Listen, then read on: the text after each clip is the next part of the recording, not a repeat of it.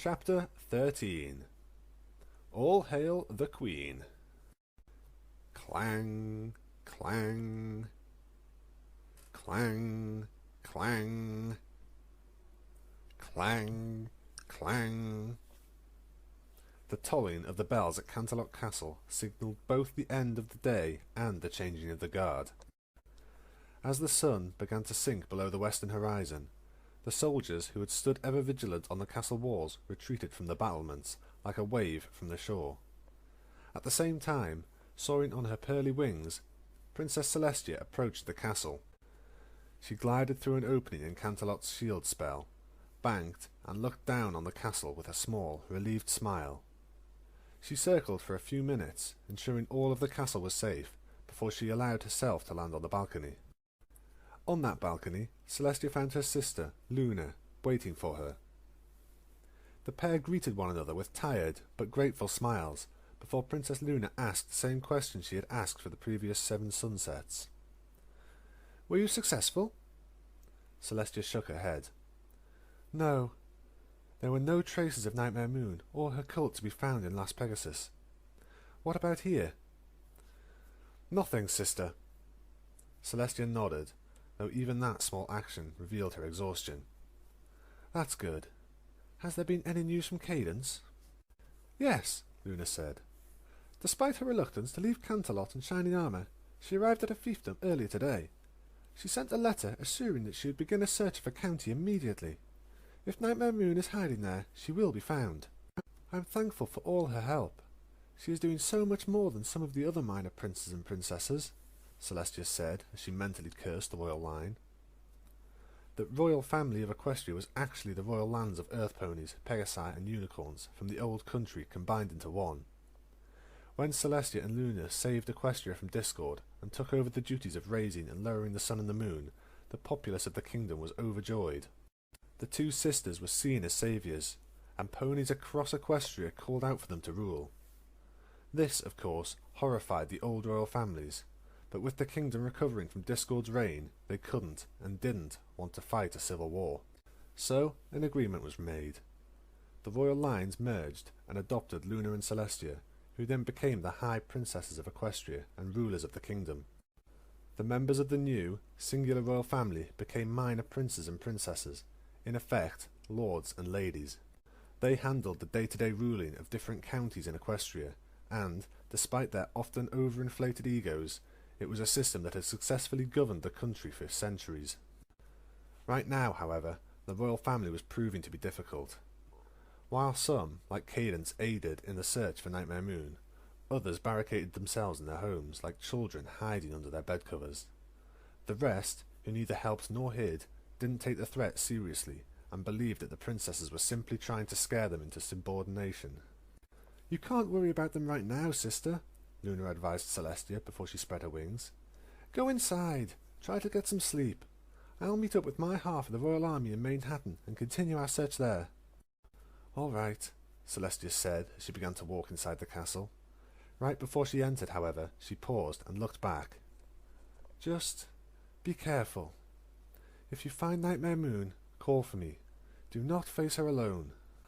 "I will take the utmost care, sister." With that, Luna fluttered her wings and rose into the sky just as her moon began to rise from the eastern horizon. Celestia watched her sister fly off to continue the search and couldn't help but worry about her. She wished to be at her sister's side, but she was already at the brink of exhaustion. Long days and sleepless nights had worn her down. She wished for nothing more than the sweet embrace of her bed and dreams. "Soldiers, attention!" The ranks of fresh recruits snapped to attention under Shining Armour's firm voice. Though he wished to be with his wife, Shining Armour's duties as captain of the Royal Guard had not disappeared with his marriage to Cadence. He was needed in the capital, needed to maintain the shimmering barrier that currently surrounded Canterlot. His kingdom needed him, just as it needed the new recruits that were standing before him. "They look scared," Shining Armour whispered to a nearby lieutenant. "They are, sir. But they're all we have," the lieutenant whispered back. "If you want, I can call back some of the veteran guards. I'm sure they would be willing—" Shining Armour shook his head. "No. I told them to go home and rest for a reason. The guard is made up of the toughest ponies in Equestria, but they are all still ponies. They need time to sleep. They need to eat, and they deserve to have some time with their families. We'll just have to make do with these recruits for tonight. What about you, sir? Shouldn't you be getting some rest as well? I'll be fine, Shining Armour assured his lieutenant, ignoring the bags that existed under his own eyes. But, sir... Shining Armour ignored his lieutenant's protest. Stepping towards the new recruits, he raised his voice and shouted, "At ease, soldiers! But keep your ears open!" The recruits fell to a parade rest, but kept their eyes focused on Shining Armour as he spoke. "I won't sugarcoat the truth. Equestria is in a crisis. With Nightmare Moon threatening our princesses, we need every pony to do their part. Now, I know you haven't had much training. From what your drill sergeant has told me, you've barely gotten through the basics. That's going to have to be good enough. You need to stand watch tonight so that the rest of the guard can get the sleep they need, and you will be relieved when Princess Luna returns at daybreak. Is that understood?" "Sir, yes, sir," the lines of soldiers responded in unison. "During this watch, you will each be paired with a seasoned member of the Royal Guard. You will do what they tell you to do, when they tell you to do it. You will not question their orders. You will not talk back. You must treat their orders as if they were coming straight from one of the princesses. Is that clear?" "Sir, yes, sir," the lines of soldiers responded in unison. "Good," Shining Armour said with a nod. "Now, get to your posts and stay alert. Raise the alarm if you see anything suspicious, and, should Nightmare Moon or her minions seek to take Canterlot, show them the Royal Guard is not to be underestimated. Dismissed!" "Sir, yes, sir," the recruits replied once more before quickly dispersing. Each moved to their post, where the veteran guards they were to be paired with were already waiting. Shining Armour watched as some took up watch on the walls, while others left to begin patrolling the castle's interior. He then turned and, with his lieutenant, retreated into the castle. It would be a long night for both new recruits and seasoned guards, and the sunrise could not come fast enough. The night wore on slowly as the moon rose up into the heavens. All was still and quiet around Canterlot Castle. Yet, the peace was not greeted as warmly as it usually was. The smallest sounds became reason for panic, and the young recruits were jumping at shadows. A small clatter of armour caused one of the veteran guards to pause and look back at the recruit he had been paired with. She had stumbled at the sight of a painting of Princess Luna and had fallen forward onto her nose. She was now picking herself up off the ground and rubbing her sore snout as he watched. "Keep it together," he advised her. The recruit quickly stumbled up beside him and gave a brief salute. Yes, sir. Sorry, sir. It won't happen again, sir." The veteran guard rolled his eyes and resumed leading the patrol route as the recruit kept close to his side. She was still shaking in her armour and glancing nervously at shadows. "You're going to have a nervous breakdown if you don't relax," he told the recruit when she jumped in fear at the statue of Princess Celestia. "I'm sorry, sir," the recruit apologised as she tried to keep herself calm. "It's just... What have you heard about Nightmare Moon?" "Nothing good," the veteran answered as he continued to lead them through the castle. He knew the patrol route by heart. He had walked it more times than he cared to admit. I heard that Nightmare Moon is actually more powerful than Princess Celestia, that she was able to..." "Kid, take a deep breath and stop thinking about it," the veteran guard lectured, keeping his tone flat and professional. "You'll never make it through the shift if you psych yourself out." Sorry, the recruit apologised. I'm worried." "Well, you'd be a fool not to be, but you can't let that get to you. Just try and think about something else." The recruit nodded her head. "Oh, okay. So where is Princess Luna and the rest of the regular army?" "In the Manhattan area," the veteran guard replied as he and the recruit rounded a corner. "They're doing aerial and magical sweeps to try and find Nightmare Moon and the ponies helping her." Yeah, the recruit agreed, trying to calm herself and failing. So, what do we do if Nightmare Moon attacks the castle? Besides pray?" "You and me are to go and protect the library. That's where Shiny Armour and the unicorns from Princess Celestia's school are holed up," the veteran guard answered. The recruit took a few quick steps so that she was in line with the veteran guard. Why are they in the library? Spells, the veteran said. He and the recruit rounded another corner, moving deeper into the castle. The unicorns from the princess's school are going through the library to try and find spells we can use against Nightmare Moon. Spells to protect the castle and find where Nightmare Moon is hiding. Personally, I hope they find a spell that will let us get rid of her for good. What about Shining Armor? He's in there to protect those other unicorns, and they're helping him too, the veteran answered as the pair continued the patrol. They're making sure he doesn't burn himself out magically, trying to maintain his barrier spell. That's how he's been able to go without sleeping the past week. From what I've heard, those unicorns have been taking turns sleeping for Shining Armor. They sleep for him, and he gets the energy he needs to keep going. But what if Nightmare Moon gets through Shining Armor's barrier? She wouldn't just get through, the veteran said firmly. Shining Armor's barrier is smart. He can tell it what to keep out and what to let in. Right now, that barrier has been magicked so that it will keep out any one thing that's as strong or stronger than Princess Luna. The only way Nightmare Moon could get in is if she broke the barrier, and that's why we're here. To hold her and her minions back should that happen. The recruit swallowed nervously and shook her armour once more. Just hold her back? What? Do you think you can beat her? No! The recruit shouted, as if she was about to be thrown to a pack of lions. Then yes, we're just to hold our ground. We keep Nightmare Moon back until word of the attack can reach the armies out in the field. Then, whichever princess is out with the army will fly back here. A confident smile spread onto the veteran's face. No matter how strong Nightmare Moon is, she can't take on both the princesses at the same time. Well then, I guess I need to be very careful no pony raises the alarm, the younger guard said, her voice shifting in tone. The strange answer, in combination with the change of the recruit's voice, was enough to make the veteran guard turn. He was about to ask the recruit what was wrong. The words, however, never left his mouth. Before he could react, before he could scream, the veteran guard found himself engulfed in a dark cloud. When the cloud released him, he slumped over onto the floor, lost in a deep sleep. The cloud itself stemmed from the recruit, who was smiling devilishly, as it receded back into her body. She used her magic to levitate the sleeping veteran guard and tossed him into an empty room before turning herself into a cloud and zipping through the castle hallways. That cloud was joined by others. Each cloud had once been one of the recruits, and each had performed a similar action. They had taken out the veteran guards they were once paired with, and now flowed throughout the castle to deal with any guards that remained.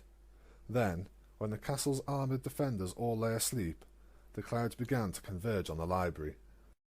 Outside the library's main entrance, the clouds began to merge together into a single mass. It grew larger and larger with each cloud that joined it, and, as it grew larger, it became a swirling field of stars. It twisted and turned as it waited for a few trailing clouds to reach it, and once it was whole, the cloud floated towards the door. A single tendril extended from the cloud. It sank into the darkness of the keyhole and began to fiddle with the tumblers inside. It twisted and turned, and with a resounding click, it made the lock slide into place, sealing the door from the outside. The cloud, as a whole, then sank, slipped beneath the door seam, and entered the library. At first, the silence of the castle persisted, but then a few muffled shouts began to escape the library. Those shouts were followed by the sounds of spells being unleashed and the screams of terror. There was a commotion as furniture was thrown, and a thumping of hooves filled the castle's hallways as ponies tried to get through the library's locked doors. The commotion persisted for a few minutes before ending as quickly as it began.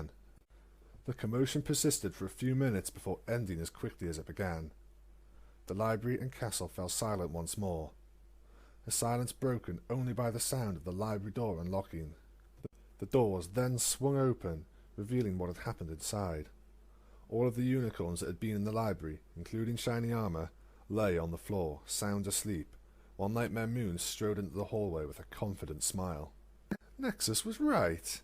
That really was too easy, Nightmare Moon mused, with a small chuckle as her voice returned to its normal tone. The plan had worked.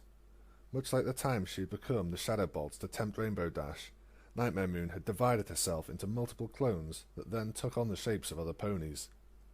In this case, she had taken the place of a few dozen guards in training, who had been kept from reaching boot camp by Spell Nexus and the Children of Nightmare.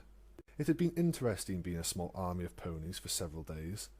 Nightmare Moon had never before divided herself up into so many copies, but it had served its purpose. She had been able to pass through Canterlot's defensive barrier and infiltrate the castle. Each of her smaller clones had been able to ascertain a portion of information from the veteran castle guard, and, in the end, she had been given everything she needed to take the castle in a single swoop.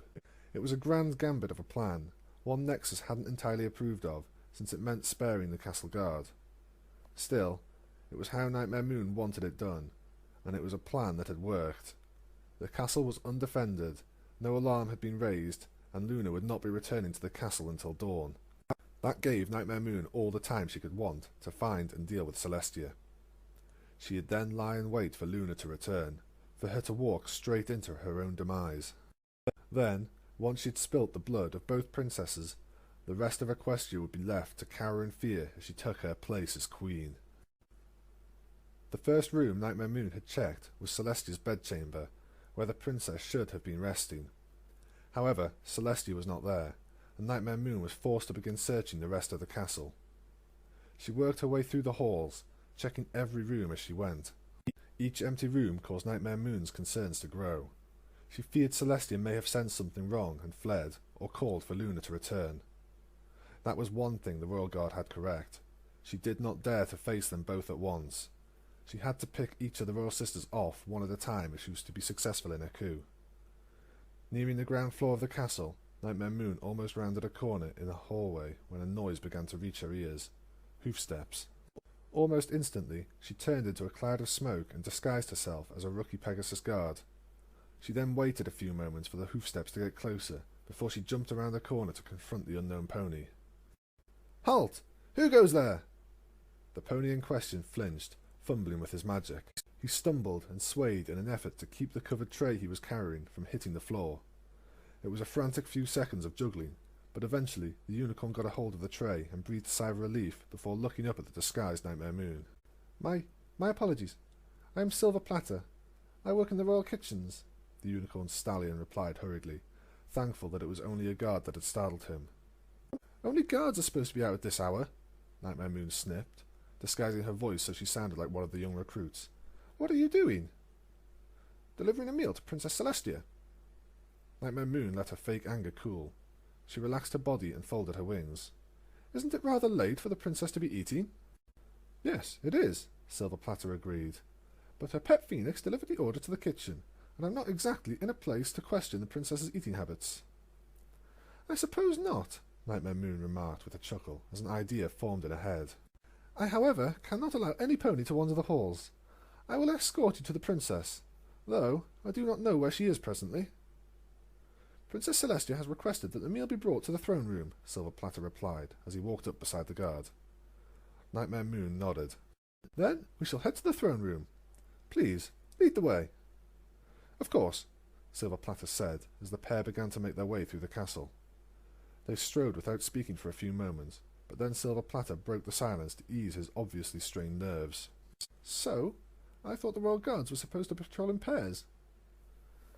"I'm just a reserve, brought in so that the normal Royal Guards can rest, and there aren't enough of us to keep paired patrols," Nightmare Moon answered flatly. "I guess that makes sense. The Royal Guard has probably been getting less sleep than the princesses. If what I've heard is true, they've been pulling double and triple shifts. Princess Celestia tried to tell them that this wasn't necessary, but the generals wouldn't hear of it." "So, all the guards and precautions are being done against the princess's wishes?" the disguised Nightmare Moon asked. Silver Platter nodded. "Yes, ma'am. But what else are we supposed to do? The princesses are in danger, and, if we don't try to protect them, no pony will." "So you would face Nightmare Moon, despite being horribly outmatched, just to protect the princesses?" "Me? Oh, heavens no," Silver Platter replied, laughing nervously. "I'm just a unicorn that loves bringing good food to good ponies. I wouldn't stand a chance against Nightmare Moon. She'd squash me like a bug, or gobble me up. No, defending the princesses is what you and the other guards are doing, and I can respect that." "Thank you," Nightmare Moon said, though the words tasted rotten in her mouth. She shouldn't have been accepting thanks when she was the one that the guards and the princesses feared. Still, she kept up her composure and let that conversation die before bringing up another. What are you bringing the princesses? Nothing much. It's just a lot of comfort food, though I can certainly understand why she wants it. Stressful times, after all. Silver Platter levitated the plate he was carrying lower and lifted up the lid so the disguised Nightmare Moon could see the food. We've got a bowl of maroon carrot soup, a few freshly picked apples from the princess's golden apple tree, and a very large slice of cloud cake with a frosting flour. Nightmare Moon arched an eyebrow. That soup is purple. Silver Platter chuckled and put the lid on the tray of food. Of course, maroon carrots are purple, so it would make sense that the soup made from them would be purple. They are actually sweeter than most common carrots. I prefer celery soup, Nightmare Moon commented, before the pair rounded a corner and a large set of doors came into view. I'm a fan of tomato soup myself. Anyways, we're here now. If you wouldn't mind, could you wait out here? It will just take me a couple of minutes to give the princess a meal, and then you can escort me back to the kitchen. I don't believe that will be necessary, Nightmare Moon answered Silver Platter. After all, you're about to go to sleep. Before Silver Platter could turn around, Nightmare Moon had transformed into a cloud and engulfed him. In but a few moments, the deed was done. She laid the sleeping Silver Platter out on the floor before disguising herself in his image. She then drew the covered serving tray close and ensured the food inside had not been spilled before moving towards the throne room door. Celestia sat back in her throne, staring mindlessly at the ceiling. She was tired and would have rather have been asleep, but sleep did not come easily. She dreaded Nightmare Moon's coming attack, feared for Luna's safety, and, to top it all off, no pony had seen or heard from Twilight Sparkle in days. There was simply too much weighing on her mind to get any sleep. Knock, knock. Celestia perked her ears up and moved her gaze from the ceiling to the throne room doors as a figure poked his head inside. My apologies if I disturbed you, Your Highness, but I have a meal you requested. Thank you, Silver Platter, Celestia greeted, and I do apologize for making a request like this so late in the evening. No apologies necessary, Your Highness, Silver Platter replied. He crossed the room and presented the serving tray to the princess. Though I hope you do not mind if I linger. That way I can take the dishes back to the kitchen once you've finished. Celestia smiled and took the tray in her own magic. I do not mind in the slightest. She then removed the lid from the tray and sniffed at the warm soup. The aromas offered her some comfort, but not as much as the food itself would bring. It was no secret, especially after the Gabby Gums article, that she had a tendency to eat when she was anxious, to seek comfort in sweet and savoury foods. It was a habit that, thankfully, didn't cause Celestia too much trouble, though it was still a source of frustration on occasion. She still didn't know what cruel hoof of fate put the photographer near Canterlot Castle on a day when she did go a little overboard, but that was a minor and distant concern of the past. The present weighed far more heavily on Celestia's mind. Still, once Nightmare Moon was found and dealt with, she would need to put herself on a diet. She needed to get her eating habits back in order. She'd indulged in a cloud cake a few too many times over the past week. The Pegasus-made dessert was her greatest weakness, at least when it came to food. The dessert, however, she would save for last. With the help of a spoon, Celestia began to enjoy the soup, which danced across her tongue and warmed her insides. Then came the golden apples, which offered a crisp freshness that was unmatched by any other fruit in the kingdom. Finally, she allowed herself to eat the cloud cake. Each bite of it melted in her mouth, coating her tongue in its light, rich flavour. The last thing to enter Celestia's mouth was the large frosting flour that had been on top of the slice of cloud cake. She chomped down on the carefully formed mass of frosting and licked her lips to gather every last trace of its sweet flavour. A smile then slipped onto her face, and she leaned back in her throne. Silver Platter, seeing his princess had finished her meal, took the plate and set it off to one side before he began to walk around the back of the throne. Was the meal to your liking? Celestia nodded. It was delicious. Be sure to extend my thanks to the kitchen staff. I may just be able to get to sleep tonight thanks to that meal. Good, Silver Platter said from behind the throne as his voice began to shift. Every pony deserves a good last meal. Celestia snapped her head to the side, watching as the figure stepped out from behind her throne. While Silver Platter had been the pony that disappeared behind her regal seat, the pony that stepped into her vision was decidedly not the unicorn waiter. Celestia bristled, furrowed her brow, and glared at Nightmare Moon. "How did you get in here?" She glanced out a window and saw Shiny's armor spell was still in place. "How did you get into Canterlot?" "I would think, Celestia, that after being betrayed by Spell Nexus, you'd be a little more cautious," Nightmare Moon mused, with a taunting smile on her lips. She walked out from behind the throne. Each step she took exuded her confidence at the moment, like she was a cat that had outwitted and cornered a mouse. "Are you saying Shiny Armor let you in?" Celestia asked, only to shake her head firmly. "No, that is impossible. He would not side with you." "True, but I didn't need him to," Nightmare Moon commented before she broke into a cloud.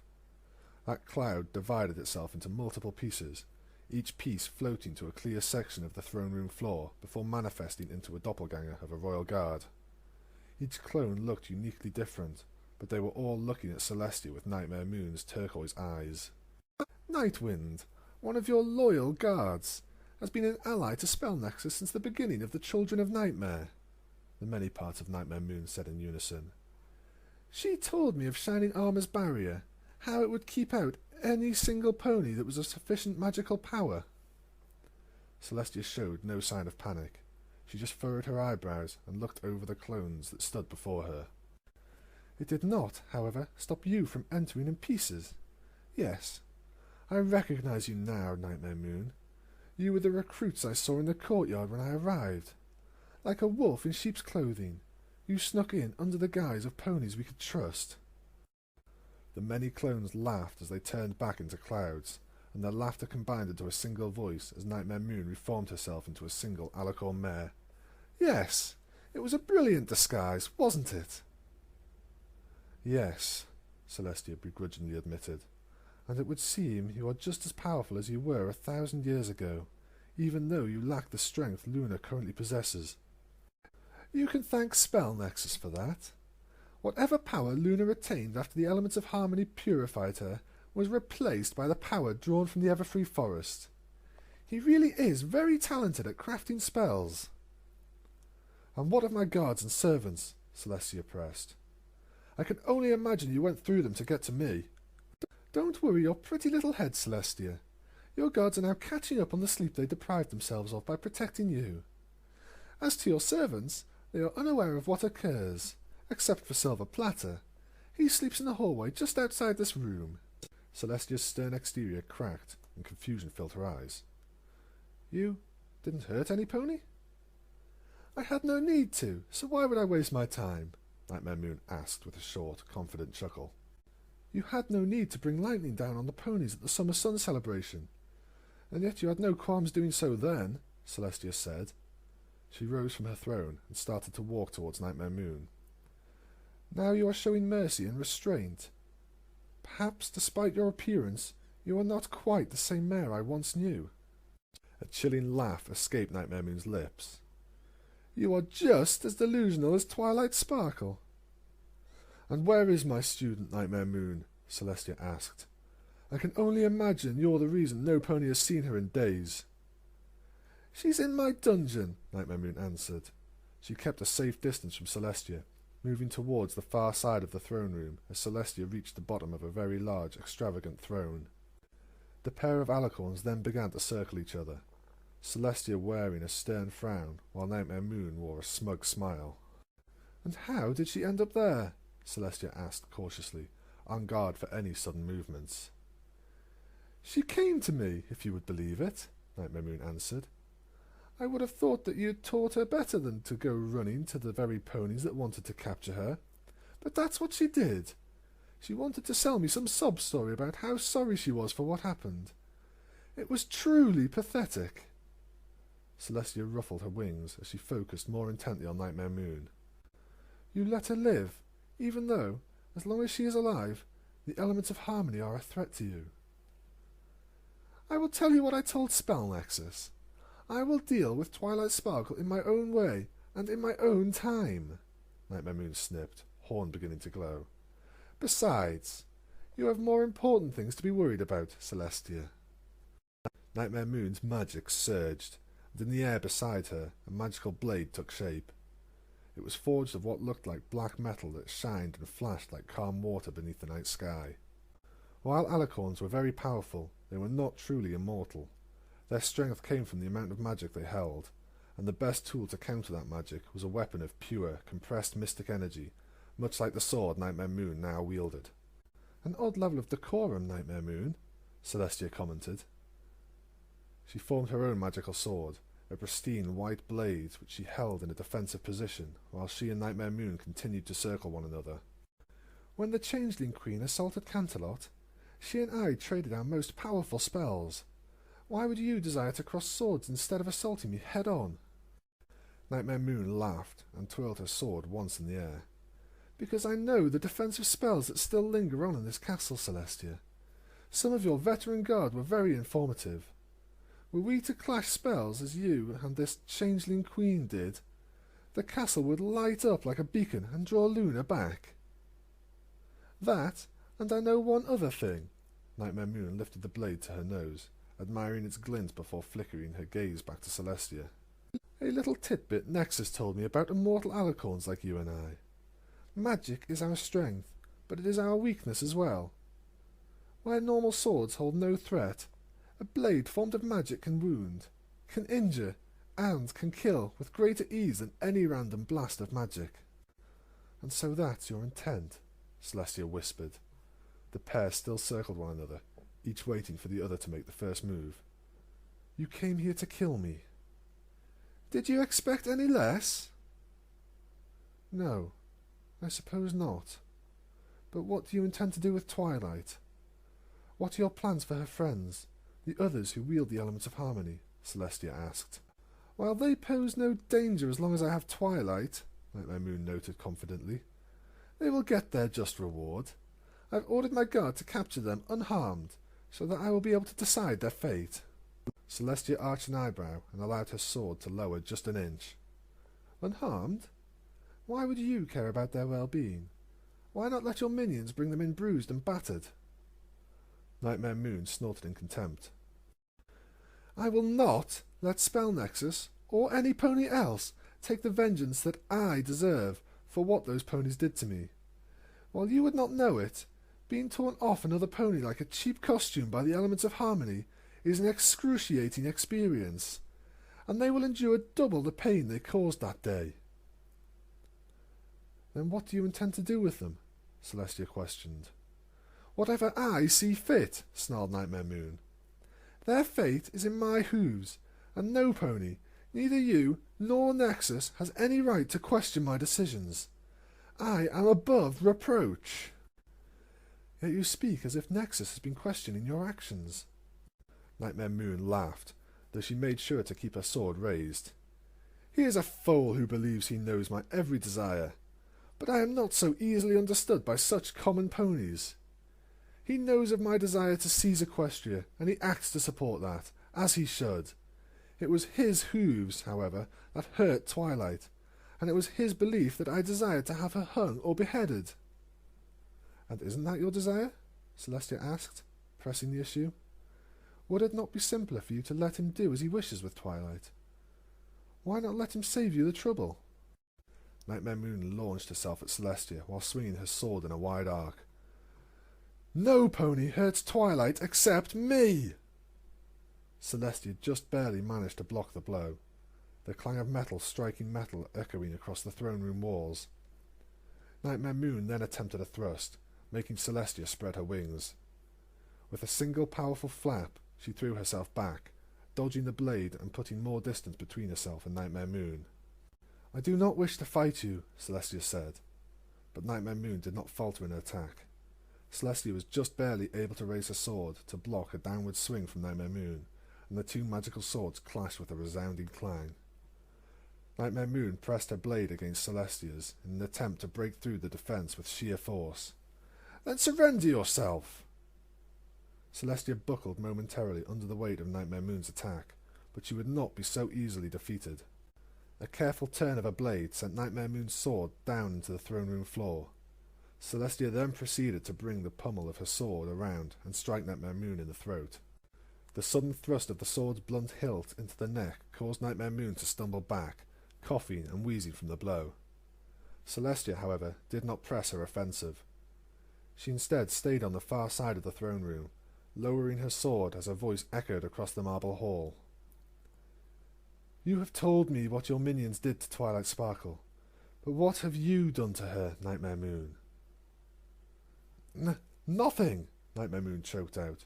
She has been recovering from the injuries given to her by Nexus, under the care of my castle's doctor. An expression of surprise etched itself across Celestia's face. You are caring for her? I told you! No pony else will have my vengeance. I am having her injuries treated, simply so she can properly appreciate the pain I will induce when I make her pay for what she has done to me. Nightmare Moon's shout hung in the air, words that echoed not with rage, but with pain. Celestia remained silent until the echoes had faded, and then spoke with an odd, almost concerned tone in her voice. And what has she done to you, Nightmare Moon?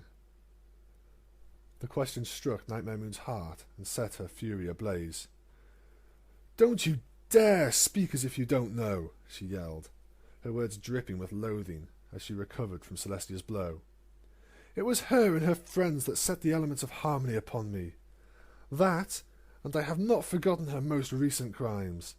Twilight Sparkle betrayed, lied to, and above all else, abandoned me. Listen to me, Nightmare. Celestia paused, taking a step forward as her tone became more pleading. No, listen to me, Nyx. I'm sorry. I did not want to take you away from Twilight forcibly, and I had every intention of returning you to her the next morning. Nightmare Moon gritted her teeth. Those are nothing but lies. You and Twilight conspired against me that night. Twilight knew what you were going to do, and she did nothing to stop it. She wanted you to take me away. Nyx, that is not true, Celestia said firmly. Twilight tried to convince me you weren't a danger. She didn't want to let you go. Nightmare Moon drew in a breath, her cold composure returning. But she did let me go, and I will never forgive her for it. But I don't think I'll ever forgive you either, seethed Nightmare Moon. She pointed the tip of her sword at Celestia. It's all your fault. Everything is your fault. You allowed the ponies of the past to ignore the night sky, turning Luna into me. You sent your student to Ponyville, where she and her friends murdered me with the elements of harmony. You took me away from Ponyville, from my simple, ignorant life. Nightmare Moon sucked in a breath, held it, and fixed her accusing gaze on Celestia. All that I have lost, all that I have become, all that I can ever claim to be is a shadow of your actions. Tonight, you shall pay for your sins, Celestia. With those words, Nightmare Moon lashed out, springing into the air and soaring across the room while yelling in a furious rage. She brought her sword beneath her and swiped at Celestia as she flew by. Celestia dodged to the left and spun herself around in time to see Nightmare Moon land and resume her ground attack. Sparks soared into the air as their blades clashed again and again. The pair was evenly matched for a time, but then Celestia saw an opening. Nightmare Moon swung too wide, overextended her attack, and Celestia seized the opportunity. As quickly as her hooves would allow, she spun around and bucked. She hit Nightmare Moon in the side, and the force of the blow sent her flying across the room. She would have likely crashed into a wall, but with a flutter of her wings, Nightmare Moon was able to right herself. She pressed her hooves onto the floor, skidded to a stop, and glared across the room at Celestia with murderous intent. Nyx, please. I implore you to listen to reason. End this senseless fight. I promise... Nightmare Moon ignored Celestia and charged back into battle. Both their blades clashed once more. Nightmare Moon was putting all of her strength behind her attack, and it was just enough to force Celestia's blade to the side. Knowing her defences had been broken through, Celestia bent her legs and tried to jump away, but she could not escape without harm. Nightmare Moon struck out again, and the tip of her sword nicked Celestia's cheek, leaving a small cut that began to weep blood. Celestia landed a few feet back and released a surge of magic from her body. The wave of energy pushed Nightmare Moon back and gave Celestia the moment of rest she needed. She could feel herself bleeding, but she remained focused on her opponent. Nyx, please. Nightmare Moon winced, her voice dripping with her hatred of Celestia. "Stop calling me Nyx! I am not Nyx. I can never be Nyx because of you. Because of you, I am and will forever be Nightmare Moon. Now silence your tongue before I cut it out, and quit holding back. Fight me, coward!" "I am not a coward," Celestia retorted firmly, as she wiped the blood away with her right forehoof. "And I am not the only one holding back. You strike only to injure me, Nyx, and that is not the only time you have shown mercy. You put my guards to sleep, where in the past you wouldn't have batted an eye at seeing them injured or even dead. You speak of Twilight's betrayal, and yet you have not taken your vengeance against her. If you are truly Nightmare Moon, then why do you show mercy?" I... Nightmare Moon struggled with her words, her mind locking up as she was faced with Celestia's questions. Why was she holding back? Why wasn't she giving it her all? She had practiced using a sword with the guards during training. She knew how to fight, so why wasn't she going for the killing blows? "Nyx," Celestia began, lowering her sword as the fight slipped into a lull. "I know you've been hurt. I know you have a right to be angry at me, and I know I do not deserve forgiveness for the part I played in turning you into this. Yet, if this is what you truly wanted, you would have killed me with that last blow. Please, end this farce and let us put our swords away. It is not too late." "Too late?" Nightmare Moon echoed, an inferno of rage flashing to life behind her eyes. "Too late? It was always too late for me," Nightmare Moon yelled, her voice growing until she was shouting at the top of her lungs. At the same time, her mane began to surge and swirl, reflecting the storm of anger that raged within. With a screech, Nightmare Moon launched herself at Celestia, this time accompanying her charge with a volley of lightning. Celestia managed to block a few of the arcane bolts with her sword, but she was struck by others. The bolts did little damage themselves, but they caused Celestia to wince, which made it all the more difficult for her to block Nightmare Moon's coming sword. The rage and magic behind Nightmare Moon's blade would soon prove to be too much. Their weapons clashed with a thunderous crack, and before Celestia could retreat, her sword began to fracture. It burst apart, shattering like glass as its magic failed beneath the force of Nightmare Moon's blow. The magic released from her broken blade knocked Celestia off her hooves. She rolled and bounced across the throne room floor, eventually coming to a stop at the base of her throne. Shards of the shattered blade had speckled her with small cuts, and her breathing was laboured as the pain of the magical knockback pulsed throughout her body. Celestia took a few deep, gasping breaths to try and recover more quickly, but it was already too late.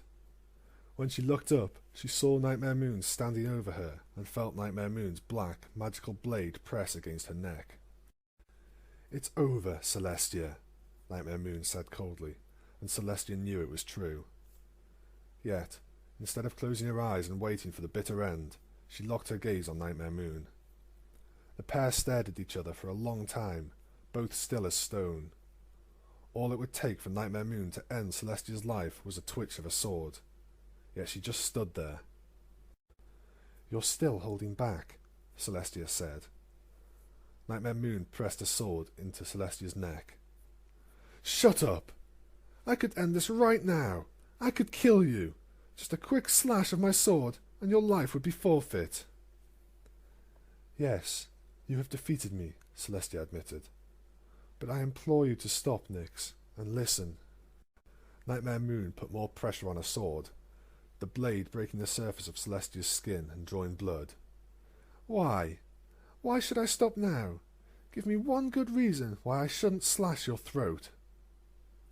"Because, though you deny it, your actions and words tell me that you care about Twilight," Celestia calmly explained. "So I ask you to stop, Nyx, and realize where you stand. This is your point of no return. If you finish me here, you will secure Equestria as your own, but across this kingdom, even in Twilight's eyes, you shall never be seen as anything but a murderer and a monster." Nightmare Moon's eyes pulsated at the mention of Twilight Sparkle, and she lowered her sword a few inches. Celestia dared to hope that Nightmare Moon had finally listened to reason, but a few moments later the sword was back at her neck. Yet the murderous intent that had once filled Nightmare Moon's eyes had faded, and his sword was trembling. Then, with a slow breath, Nightmare Moon lowered her blade. She spoke with a broken, hollow voice as her mane began to wrap around Celestia. "Your time will come, but before then you will know the pain I've suffered. For 1,000 years you shall be banished to the sun, held amongst its magic, just as I was held by the moon. Only then, once you've known the full extent of my suffering, shall you know death." With those final few words and a flash of light from within her mane, Nightmare Moon made good on her word. She completed her spell and banished Celestia to the sun. Yet, even after Celestia was gone, Nightmare Moon remained where she was. She stared at the spot where Celestia had been, and then she looked up to Celestia's now empty throne. With little warning, Nightmare Moon sucked in a deep breath, cried out in rage, and threw her sword. It pierced the air like an arrow, and with a resounding thunk of metal against wood, it sank into the back of Celestia's throne. Luna banked to one side, looking over Canterlot. It was nearly dawn, and she was returning to the castle so that Celestia could fly out, meet the army, and continue the search for Nightmare Moon. The search over the evening had been fruitless. Both exhaustion and disappointment made Luna yearn for the comfort of a bed. Yet as Luna drew closer to the castle, she began to notice how still and quiet it was. She saw no guards moving among the battlements, saw no pony at all. Some servants should have at least been out tending to the early morning chores, but there was no pony around. Shining Armour's barrier was also nowhere to be seen. Luna felt the air catch in her chest, and with a few furious flaps of her wings, she surged towards the castle. She dove into the courtyard, but did not land nor slow down. Instead, she threw open the castle doors with her magic and soared through the hallways. It was something Celestia was unable to do because of her size, but Luna was still small enough that her wingspan fit inside the corridors. The castle was deserted, utterly empty, and it did nothing to improve Luna's nerves. She flew with even greater speed, fearing the worst as she raced among the halls.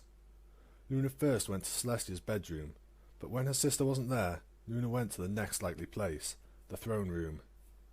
When she couldn't sleep, Celestia always liked to go there. "Sister? Sister, are you in here?" Luna called out, landing in the doorway. She looked first to the throne, desperately hoping to see Celestia there. Her sister, however, was nowhere to be seen. In her place, standing just in front of the throne, was an all-black alicorn with a swirling, magical mane and tail.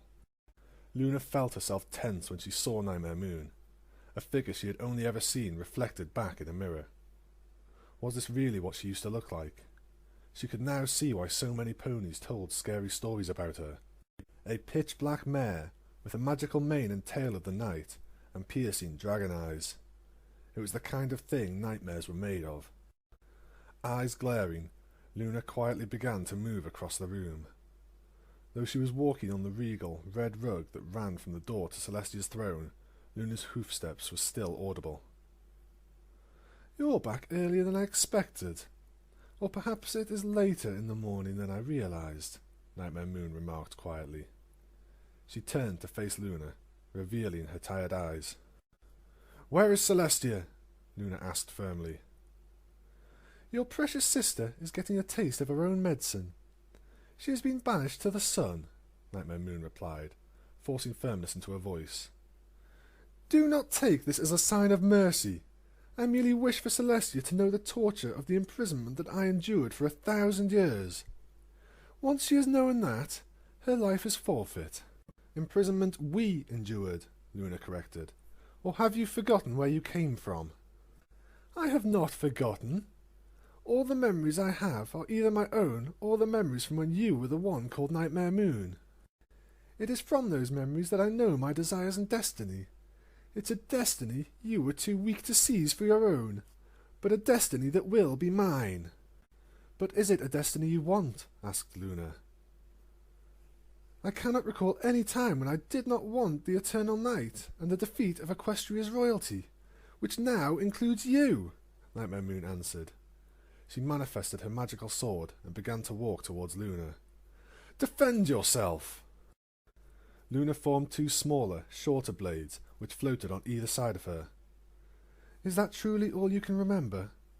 Do you not recall the time you spent with Twilight Sparkle, Nyx? Do not call me that! I am Nightmare Moon! But do you remember the time you spent with Twilight? Luna pressed. Nightmare Moon snorted in contempt. Of course I do! I would not forget something so recent so easily. Then you have memories beyond being Nightmare Moon, beyond the memories you had to inherit from me. What is your point? Those memories are a few short months compared to the hundreds of years of memories I have from the time when we were one and the same. But I know those memories are 1,000 times happier than the memories we share. I came to know you briefly, Nyx, at the dinner after the Spring Festival. You talked of friends, of school, of Twilight. You were happy. Why are you throwing that away to pursue old desires that were never yours? They are my desires, Nightmare Moon spat. I want vengeance. I want Equestria. I want ponies to look upon the beauty of my night. But it isn't your night. It's mine, Luna stressed. I'm the one that raises and lowers the moon. I'm the one who got jealous of Celestia. I'm the one that felt unappreciated and grew to loathe the ponies who slept through my night. But that's because I'm the one that crafted and made the night my own, not you. Nightmare Moon stomped her hoof. It will be my night soon enough. When you're gone, I shall inherit your status as ruler of the nighttime sky, just as I have inherited your memories. I will make the sky more beautiful than you ever could. Ponies will look upon it and be in such awe that they can love the night, love me, and forget all about the sun and you royal sisters. Nyx, you don't have to be what I was, Luna said sternly, as if she was explaining a difficult concept to a child throwing a tantrum. Being Nightmare Moon is a choice, not a curse of blood you have to inherit. Nightmare Moon hung her head and lowered her sword. No, you are wrong, for I have inherited much more from you than just your memories. The loathing, the fear, and the hatred that Equestria had for you have become mine to bear. The elements of harmony left you to live a happy life again, while I became your scapegoat, the monster in the dark that you were saved from. But Nyx, I told you not to call me that. I am Nightmare Moon. She seethed as her eyes flashed with determination. She raised her sword and pointed its tip to Luna. Now defend yourself! Very well. I shall never refer to you as Nyx again, Luna said as she raised her own blades. You have made your choice. You have chosen to threaten me, my kingdom, and my sister. You have refused to see reason, have chosen to be as blind as I once was, and have forced my hoof. I will not stand down nor surrender, Nightmare Moon. If you wish to have Equestria, you must take it from me. Luna lifted her swords, her voice carrying the final echoes of a warning. But know this, Nightmare Moon. Once our swords clash, from now until eternity, it won't be my past that haunts you, but your own. Nightmare Moon laughed as she began to stride towards Luna like a storm cloud rolling over Equestria. I will not be dissuaded, and no matter how valiantly you fight, you will fall. You will share Celestia's fate, because this is my kingdom now. Whispers and hushed voices filled the Ponyville square. Every pony in town had gathered outside the town hall. The sun was supposed to have risen several hours ago, but instead, the moon still lingered in the centre of the sky, filling the world with its pale glow. What was worse was that several craters had appeared on the moon. They darkened the moon's surface, returning to it the rough silhouette of the mare in the moon that had adorned it for 1,000 years. Beneath that moon, the mayor of Ponyville, Ivory Scroll, moved up to the podium set on the veranda of the town hall. It looked like she had been crying, but the mayor wiped her eyes and cleared her throat, forcing herself to be strong. Fillies and gentlecolts, as mayor of Ponyville, it is my duty, my solemn duty, to announce that Princess Luna and Princess Celestia have... She choked on her words, but after licking her lips, she managed to continue. They have been defeated. A hushed gasp cascaded through the crowd. Ponies looked at each other with disbelief, none daring to speak as they hung on every word that left Ivory's mouth. I received word just after when the sunrise was due to occur. During the night, Nightmare Moon seized control of Canterlot Castle. She defeated Princess Celestia and then laid in wait until Princess Luna returned to the castle a few hours ago. Both princesses are now imprisoned in the sun and the moon respectfully. Ivory Scroll coughed again, trying to keep the strength in her voice from failing. Nightmare Moon has hereby decreed herself Queen of Equestria, and the children of Nightmare, the ponies responsible for her return, are already taking control of the government. Their forces have secured the capital, due in part to a swelling of their ranks following the coup. Ivory's voice began to tremble as she forced out the final words. The children of Nightmare have warned that any open rebellion against the new crown will be met harshly and that we have seen the last of the sun. This night will last forever. Another gasp cut through the crowd, and a few ponies even fainted. However, before the harsh truth could even properly sink into the residents of Ponyville, another voice rang out through the now everlasting night. Oh, Miss Mayor, you speak as if this is some great tragedy.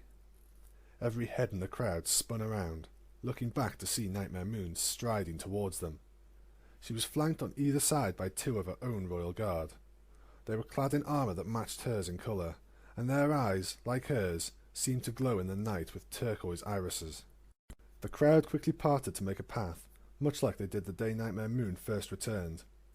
Some even bowed as she passed, a sight that made Nightmare Moon smile. She couldn't expect them all to be so eager to bow right away. It was a start, though, and she could be patient. After all, she had all the time in the world. Once she had reached the veranda of the town hall, Nightmare Moon used her magic to move the podium Ivory Scroll had been speaking from off to one side. She then looked to Ivory Scroll and saw that the mayor had retreated back several steps and was trembling like a leaf. Still, Ivory managed to bow to her new queen. Satisfied with the level of respect the mayor had shown her, Nightmare Moon turned her face to the crowd and let her voice reach a commanding volume. Citizens of Ponyville! It is hard to believe that merely a week ago I stood amongst you, freshly reborn, and now I am already your queen. One must truly wonder how sturdy your monarchy was, considering how easily it was conquered. I now stand as your one true queen. Under me, Equestria shall flourish under the eternal night. You need not fear for your crops or your homes, for while the night can be cold, those most loyal to me have already begun an act of making this kingdom a place that can thrive beneath the moonlight. They have long been prepared for the night eternal. And there is further reason to rejoice, Nightmare Moon told them. For as I promised on the day of my return, I have not forgotten the kindness you all showed me when I was but scared little filly. For this, I have decided to give Ponyville a great honour, to bestow upon it a gift no other town or city in Equestria will share. The ground shook, a distant rumbling reaching the ear of every pony as Nightmare Moon's eyes glowed. All heads turned to the distant rock quarries in the hills just beyond Ponyville, where the rumbling seemed to be emanating from. For a moment, none of them were able to see anything. Yet, as the rumbling continued, a single pointed spire began to rise up against the horizon. The rumbling then rose to a terrifying cacophony, as if the world was splitting in two. At the same time, the first spire continued to rise higher, and was soon joined by others. Eventually, a whole castle had risen up into view, casting a harsh shadow and looking down upon Ponyville like a giant, ready to strike. When the fortress had fully risen, and the rumbling had stopped, Nightmare Moon looked down and savoured the shock and horror on her subjects' faces. Yes, ponies of Ponyville, your eyes do not deceive you. For the time being, Canterlot shall remain the administrative capital of Equestria, but Ponyville shall be the true heart of this kingdom. It is here, in your town, that both I and my castle find a home, and Ponyville will know prosperity unmatched as it slowly becomes the beating heart of Equestria. Nightmare Moon finished her speech with a triumphant smile and a flare of her wings. The crowd, however, did not share in her enthusiasm. The only pony that dared to speak was Ivory Scroll. She shakily took a few steps toward Nightmare Moon and bowed to her new queen. You honour us, your highness. We will gladly serve as your home, Nightmare Moon smiled. Well chosen words, Mayor. If you keep that attitude up, I may just let you keep your position. Well, some of us ain't going down without a fight. Nightmare Moon and the crowd as a whole turned their head and saw 6 ponies standing in a nearby empty street. Nightmare Moon recognized 5 of the ponies. Applejack, Rarity, Pinkie Pie, Rainbow Dash and Fluttershy were all together, wearing their Elements of Harmony necklaces. They were standing strong, except for Fluttershy, who was hiding behind Rarity. Still, all 5 of them were there and together. The 6th pony, however, was one Nightmare Moon did not recognize. She appeared to be a simple earth pony. Her coat was blue, and her mane was a mixture of white and silver. She was, for some reason, wearing a purple-pointed hat that was decorated with silver and gold stars. She also had on a cape that matched the hat and stood with her head held aloft. It was a posture that reminded Nightmare Moon of Diamond Tiara and Silver Spoon. She hated the blue-coloured pony already. Well, well, well, I was wondering when you 5 would show up. Who's the new mayor? Nightmare Moon asked. Her name is... Applejack began, only for the blue pony to interrupt her. I believe that I can speak for myself, thank you very much, the new pony snipped. She then turned and gave Nightmare Moon a confident grin, as if she was looking down at some pony far beneath her. Remember this face well, Nightmare Moon, for it will be the face of your doom, the blue pony exclaimed, as she pointed a hoof at the self-appointed queen. For on this day it will be I, the great and powerful Trixie, who will single-hoofedly vanquish you and bring peace and order back to Equestria.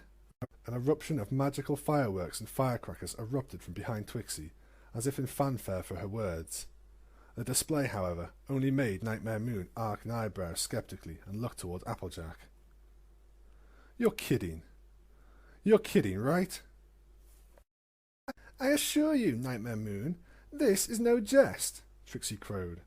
A light purple glow encased the mare's hat, causing it to rise up and shift back on the pony's head. The adjustment revealed that she was, in fact, a unicorn.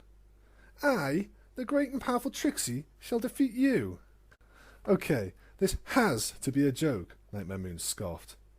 This was your idea, Pinkie Pie, wasn't it? You 5 got together and decided to get on my good side by playing a prank. Very smart, but I think you may want to tell your friend there to tone it down. You wouldn't want me to actually believe you came here to defeat me now, do you? That is exactly what the great and powerful Trixie intends to do, she exclaimed. The smile faded from Nightmare Moon's face, and a threatening coldness filled her voice. Do you not understand who you challenge? Trixie lifted a hoof anxiously at Nightmare Moon's statement, as if she was going to take a step back, but instead she planted a hoof back down defiantly. I am fully aware of your power, but I wield a far greater one. A power that I shall use to send you back to the dark pit you crawled out of. For you see, I am not merely a unicorn. I am the most magical unicorn in all of Equestria. Nightmare Moon couldn't help but gape. This fool was either completely clueless or had a death wish. Who was crazy enough to be so boastful? The only time Nightmare Moon had ever heard of a pony with such an ego was when...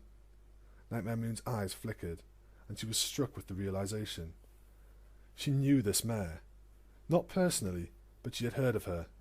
Twilight had told her a story about a blue unicorn that had come into town, boasting she had defeated an Ursa Major. But when an Ursa Minor came into town, the unicorn was unable to do anything, leaving Twilight to save the day. It was a tale that had become one of her favourite bedtime stories, and that memory caused Nightmare Moon to smirk.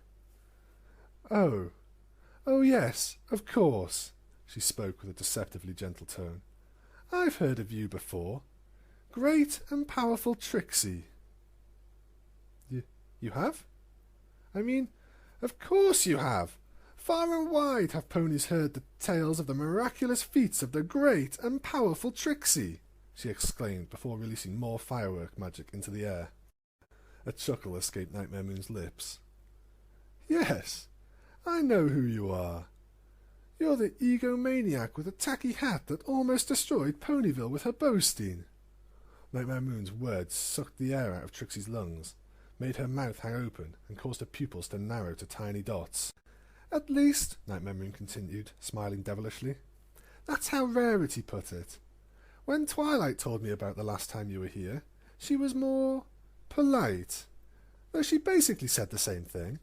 Trixie turned and glared at Rarity as she hissed in a whisper. You know her, and you told her that? Hey, don't get mad at her. She's not the one boasting that she's going to save the day all by herself, Rainbow Dash argued in Rarity's defence. And I shouldn't need to remind you that you're worth a rotten apple without the rest of us, Applejack added, pointing an accusing hoof at Trixie. Trixie met the harsh tone in Applejack's voice with a snarl.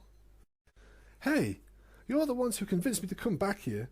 You're the ones that came to me, and the only reason I agreed is because defeating Nightmare Moon would salvage my career. I wouldn't even be here if it weren't for you, so you better not mess this up. As amusing as it is to meet the overconfident show pony from one of Twilight's stories, Nightmare Moon interrupted, if only to keep the 6 ponies from squabbling amongst themselves, I am curious. What makes you think you actually stand a chance against me? Just how do you plan to defeat me, an immortal alicorn, when you are nothing more than a mere unicorn? I, the great and powerful Trixie, intend to use the most powerful magic known to pony kind. For I am the new bearer of the element of magic, Trixie exclaimed. She lifted her hat again and revealed that she was wearing a familiar tiara. She then quickly swapped the 2 things around, setting her hat back on her head and placing the tiara on top of the hat. It allowed her to proudly wear both at the same time. And for the first time since her transformation, Nightmare Moon felt real fear. Where did you get those? She hissed as she drew a hoof back in fear. Nexus assured me he would secure them from Canterlot Tower. You can thank Princess Cadence for that, Rainbow Dash said with a confident smile. She got the elements out of Canterlot, and to us before Twilight disappeared, because Princess Celestia knew you'd try to take them from Canterlot when you attacked. Nightmare Moon had made a miscalculation. She had come so far, but now her destruction was staring her down. She and Spell Nexus had not thought Princess Celestia would preemptively remove the elements of harmony from Canterlot Tower. They believed that Celestia would simply try to protect the elements, especially with Twilight missing in action. The elements, however, must have been sent to Ponyville within hours of her reappearance, before Twilight had even begun her search for the once underground castle. And to Nightmare Moon's horror, Trixie was proving herself to be a capable replacement. The elements of harmony began to come to life. They glowed and began to lift the 6 wielders into the air. Nightmare Moon instinctively worked herself into a defensive position. She had been torn apart by the magical rainbow once. She would not let it happen again. She'd jump out of the way, try to escape, but she would not go down a second time so easily. The spell continued to grow in power, and the 6 ponies were engulfed in light. The crowd below began to cheer, and they looked on with eager eyes. The elements of harmony then launched their fabled rainbow, and the moment Nightmare Moon saw it, she was filled with an overpowering desire to laugh. The rainbow spat out by the elements of harmony was the size of a candy bar, and its colours were sickly and mismatched. It drifted on the wind like a leaf, and when it finally reached Nightmare Moon, the rainbow did not burn or hurt. All it was able to do was make a small patch of her body feel warmer before it faded. If Nightmare Moon was to be honest, it was a rather pleasant sensation, like a warm blanket. As Nightmare Moon tried to contain the laughter caused by the pitiful display, she was struck by inspiration. It was a mischievous, almost childish idea, but it was too good to resist. She took in a deep breath and howled with fake agony. She then let her body burst into indigo smoke like she was a balloon that had been popped. It was a sight that made the crowd gasp. They watched the smoky remnants of Nightmare Moon fade into the night air, and then turned to look at their supposed saviours, who were sprawled out on the ground. When the group was led by Twilight Sparkle, the magic of the elements left them feeling refreshed and rejuvenated. This time, however, they were covered with scuffs and scratches. It was like in the ancient magic that worked against them, not with them. Trixie herself hastily shoved the tiara off her head and into the dirt before proceeding to rub the sides of her skull. Her head was pounding with the worst headache she had ever felt in her life. The first to recover was Rarity, who forced herself to her hooves and looked around for any sight of Nightmare Moon. Is it over? I reckon it is, Applejack answered. A small smile formed on her face. To tell you all the truth, I didn't think it'd be that easy a second time, or that Trixie would actually be able to pull this off. Trixie huffed, her large ego unaffected by her splitting headache. "You doubted that I could be the new bearer of the element of magic? Don't you know, you can always count on the great and powerful Trixie." Applejack rolled her eyes, but the gesture went unnoticed as the residents of Ponyville began to encircle them. The crowd was cheering their heroes and the defeat of Nightmare Moon. Soon the princesses would grace the town with their presence. The moon would be lowered, and the sun would rise, and everything would be normal. And as sure as the sun would rise, Trixie stood up and began to bask in the adulation, soaking it all in. "Yes! Yes! Celebrate, ponies of Ponyville, for I, the great and powerful Trixie, have saved Equestria all by myself. I truly am the greatest equine who has ever lived." Very quickly, the cheers from the crowd began to die as Ponyville's residents began to remember why they didn't particularly like the great and powerful Trixie. Still, they wouldn't let Trixie's gloating ruin their happiness. Nightmare Moon had been defeated. It was a day to celebrate. However, the celebration ended before it even began. From amongst the crowd of hooves, several trails of indigo smoke swirled up into the air and towards the bearers of the elements of harmony. The smoke formed into a swirling tornado, which sucked up the 6 mares despite their panicked shouts. The tornado spun the mares round and around, tossing and spinning them as it moved towards the town hall. Then, as quickly as it had picked them up, the tornado dropped the 6 mares at the foot of the town hall steps, leaving them in a crumpled heap. Pinkie Pie was the only one among them able to raise her head, and her eyes were spinning as she asked, "Did any pony see the carriage that hit us?" Pinkie Pie's question drew a haughty laugh from the swirling indigo tornado. It had moved to the top of the town hall steps and materialized into Nightmare Moon. Once more the crowd gasped, for not only was Nightmare Moon still alive, but she now held all 6 of the elements of harmony in her mane. After glaring down at the 6 mares for a time, Nightmare Moon let a smile creep onto her lips as she descended the steps. She focused her attention on Trixie, the mare who believed herself a match for Equestria's new queen. She stood over Trixie, watched, and waited as she recovered from her ride in the tornado. Trixie sat up, rubbed her head, and when she finally opened her eyes, her nose was but a few inches from Nightmare Moon's tall, slender legs.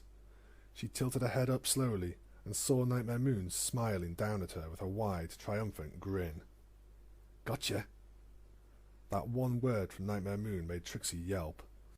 She jumped, turned, and tried to run away. She, however, got no more than 2 steps before Nightmare Moon whipped out her magic and caught one of Trixie's legs. This caused it to stumble, trip, and crash to the ground with a painful thud. Yet despite the pain from her rough landing, Trixie quickly turned over onto her back. She stared with wide, fearful eyes as Nightmare Moon closed in on her like a wolf would tower over an injured rabbit. "What a disappointing rebellion," Nightmare Moon commented. "Then again, I shouldn't have expected more from a mare so second-rate compared to Twilight Sparkle. Now, what am I going to do with you? Perhaps I should take a memento so I can fondly remember your pathetic attempt to overthrow me. Yes, I do believe I need a trophy to hang on my wall." At that, Nightmare Moon's mane arched back and struck out, diving towards Trixie with murderous intent. Trixie flinched and screamed at the sight, yet she never felt the pain of death. Instead, she felt something being taken off of her. Nightmare Moon had done nothing more but take her hat and cape. "What? Were you afraid I would take your pretty little head?" Nightmare Moon sardonically asked. "Don't worry. If I want that, I'll come back for it. Now, if I remember Twilight's story correctly, this is the part where you realize what a fool you've made of yourself, and you run away. Mark my words, you haven't seen the last of me," Trixie vowed weakly, trying to save face even though she knew Nightmare Moon was sparing her. "For while you may have won the battle, the war is far from over. The great and powerful Trixie never runs away. She only makes tactical retreats." At that, Trixie used her magic to summon a smoke screen. She then turned and bolted, running as fast as her hooves would carry her. It was the same kind of retreat she had made after the Ursa Minor incident, and that display left most of Ponyville's residents groaning. While the crowd was disappointed with Trixie, Nightmare Moon revelled in her most recent success. The one thing left that could possibly defeat her, the elements of harmony, were now in her possession. She could now make sure they were never used again. So thrilled was she at her absolute victory, Nightmare Moon couldn't help herself from having a little more fun. Looking over the crowd of ponies that hung on her every word out of fear, Nightmare Moon once again turned into an indigo cloud. Her body swirled around and condensed quickly before she rematerialized, but not as a regal alicorn. Instead, Nightmare Moon had taken on Trixie's appearance and was wearing the cape and hat she'd plucked from the real Twixie but a few moments ago. "Behold, Ponyville!" the shape-shifted Nightmare Moon shouted out in Trixie's own voice. "I am the weak and cowardly Trixie! Thrill as I attempt to pretend that sparklers and flashes of light are worthy of admiration. Bedazzled as I bore you with speeches about my unfounded belief in my own abilities. Gasp as I turn tail and run at the first sign of danger." The not Trixie began to laugh haughtily, finding amusement in her own joke. Her performance, however, was met with utter silence. No pony in the crowd gave so much as a chortle or giggle. The silence made the not Trixie's face contort, first into an expression of disappointment, then into one of annoyance. "Humph! Plebeians, you would think they would appreciate a mare that can shape-shift at will," Nightmare Moon grumbled to herself. She changed back into a normal appearance, and Trixie's hat and cape joined the elements of harmony in the embrace of her magical mane. With her impromptu attempt at celebrity roasting failing to earn a single laugh, Nightmare Moon redirected her focus on the 5 remaining mares that dared to oppose her. She expected them to be shocked, filled with fear, to be trembling in her shadow, but they were, in fact, arguing among themselves. "I told you we shouldn't have used her," Rainbow Dash barked at Applejack. "Oh, hush up," Applejack snapped back. "She was the only unicorn we could find who had a special talent for magic, and even that was a long shot." "So, my little ponies," Nightmare Moon began, ending the disagreement and forcing the 5 mares to take notice of her. "What am I going to do with you?" "Do whatever you want. You can't make us talk," Dash shouted defiantly. "Yeah," Pinkie Pie agreed, only to look quizzically at Rainbow Dash a moment later. "Wait, what will we talk to her about?" "Pinkie Pie, shh!" Nightmare Moon chuckled. "Your bickering alone is very amusing to me. How would you 5 like to be my personal court jesters? I'll even let you have visitation rights with Twilight Sparkle." "Your Majesty, the law dictates that there is only one punishment for those who dare to attack you." Nightmare Moon turned her attention to the voice, seeing it was one of her bodyguards. She was surprised they had actually lingered nearby after her fake defeat. She would have expected them to bolt for the castle to inform Spellnexus of what had happened. Still, they had remained and were now bowing down to her respectfully. Heaving a heavy sigh, Nightmare Moon turned her attention away from the guards that were interrupting her fun. "Let me guess. This is one of Nexus's laws." "Yes, Your Highness," one of her guards confirmed. "And what does this law say?" "That any pony that attacks your royal grace is to meet the gallows," the other guard answered. Did he just say gallows?" Rarity asked in a hushed, disbelieving whisper. Applejack nodded. He did, Sugar Cube." But what about the animals at my cottage?" Fluttershy asked as she started to tear up in panic. "There are some that need their medicine. I have to go take care of them. There was a little ferret that needs his bandages changed, and there are songbirds there that are just about ready to take their first flight. What will happen if I'm not there to catch them if they fall?" "You be strong, Sugar Cube. I promise all those little animals will get along just fine," Applejack tried to reassure her. Just like how Big Mac, Apple Bloom, and Granny Smith will get along. It'll be hard, especially when next apple bucking season comes. I don't think Big Macintosh will be able to handle all the trees himself, but Apple Bloom's getting big. She'll be bucking apples any year now. She'll be able to help."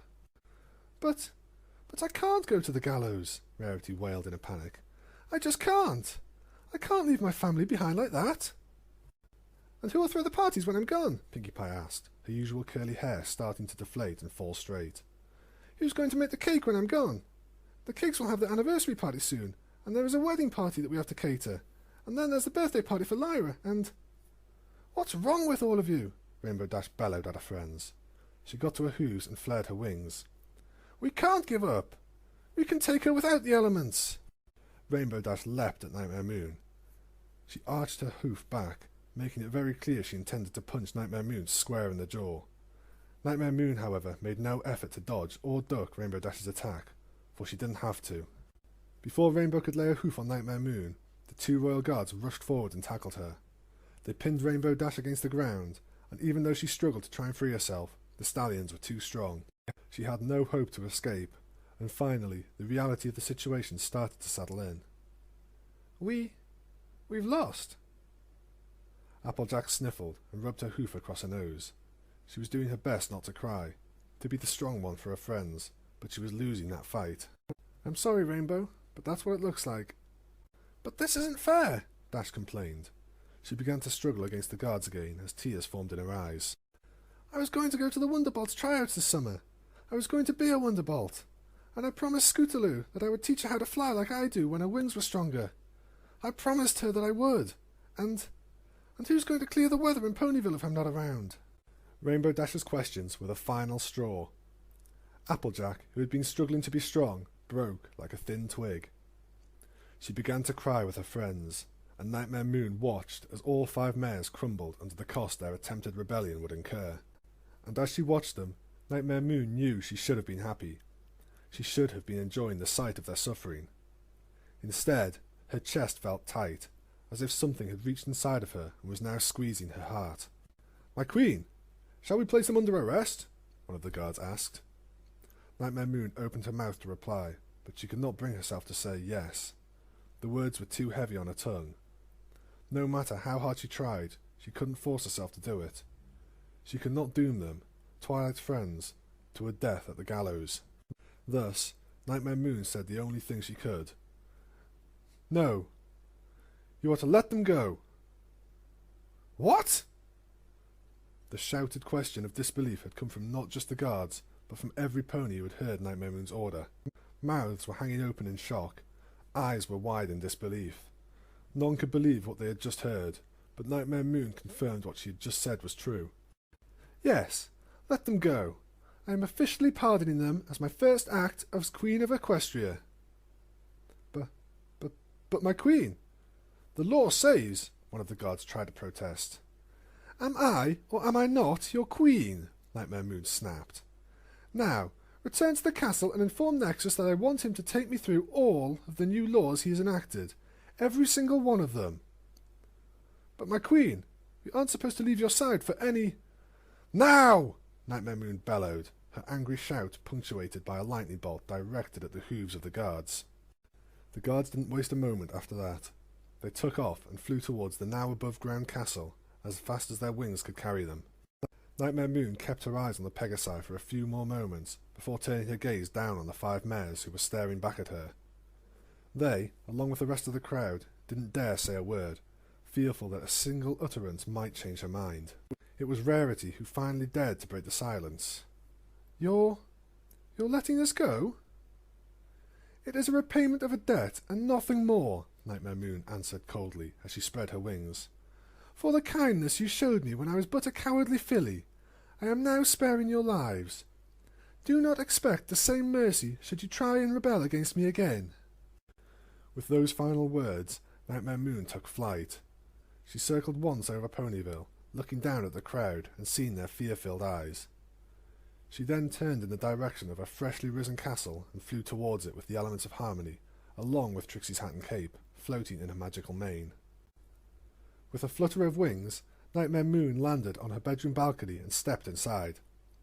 She floated the elements of harmony to a nearby dresser and took them away along with her armour. She removed her helmet last and hung it from a stud on the wall. Then she simply tossed Trixie's hat and cape onto a table, intending to deal with them later. The now armourless Nightmare Moon lay down on a bed, breathing out slowly as she sank into the softness of her blanket. She wanted nothing more than to simply sleep. Yet as she tried to rest, she found sleep would not come easily. Her mind began to turn. It went over her actions of the past few hours, and it was struggling to understand her recent choices. First, she didn't attack the guards. She could have easily sent the Children of Nightmare to the castle and seized it by force. In fact, that was what the Royal Guard expected her to do, to be a direct threat to them. Instead, she had gone a more subversive route. She had impersonated soldiers and infiltrated the castle, all so that she could get to Celestia without hurting any pony else. Second, she didn't kill Celestia or Luna. In her anger, she came close to finishing Celestia.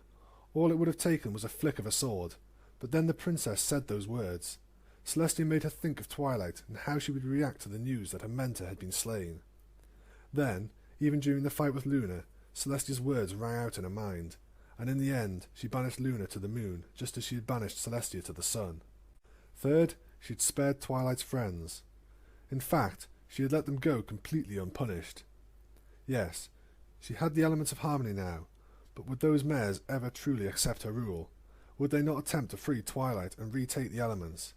It would have made more sense to take them out, permanently. Yet like Luna and Celestia, she had spared them, just as she'd spared Twilight. She should have struck Twilight down the moment Nexus brought her to the throne room.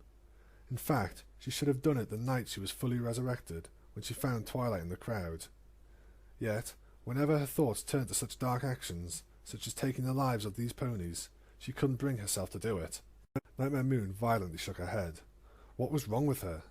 She was no longer that scared crybaby Nyx. She was Nightmare Moon, Queen of Equestria and bringer of the Night Eternal. She was the sole immortal alicorn left in the world, the most powerful pony that ever lived and ever would live. She had won. In all aspects, her victory was absolute. She had everything she ever wanted. Celestia and Luna were gone. She now held the elements of harmony, the one force that could defeat her. She was the one true queen of Equestria, and she would reign for millennia to come. Even if she was unwilling to kill, she didn't need to. No pony in Equestria or the world would be able to defy her. She had won, and that was all that mattered.